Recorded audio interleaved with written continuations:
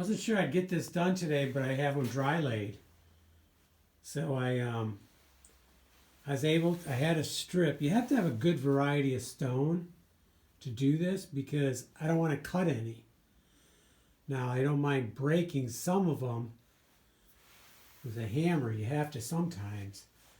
And you have to be gentle in how you're doing it. And certain stones will break easier than others. So pick the ones that will break. For example, the tighter ones like this azul patino, it's more uniform, and you can tell it looks more uniform. Also, that Bainbridge brown, that's pretty uniform. Now, I didn't have to break that one. That one was just right. But the azul I did. The fantasy brown could even be fantastic brown, not sure. Depends on where it's from, India or Brazil. That I just had to take a corner off. That breaks pretty easy, but you got to be careful. You don't want to be hitting it too hard because that will break easier than most. And then the white springs I had to take off the ends where it had overcuts.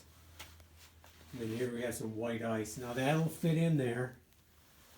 I just had to take a little mortar out of this corner that had come out too much, but that will fit. So now the next trick is, not going to do it today, but you see the difference in levels? So I need to start back in that corner, mortar and wet lay that one first, and try to estimate how high to keep this edge here because I know it's sloping away from the wall.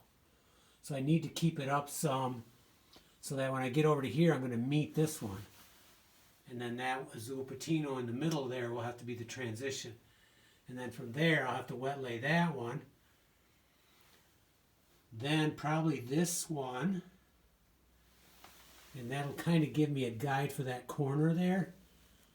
And then I can guide by over there. So I need something to compare to when I'm doing it. So I kind of put my hand down and I can tell, even though there's a 4-inch gap there, I can still kind of tell they're at the same height. And then this one will be last, and I'll try to get it to match all the others. Okay, that's the plan. Calling it a day, but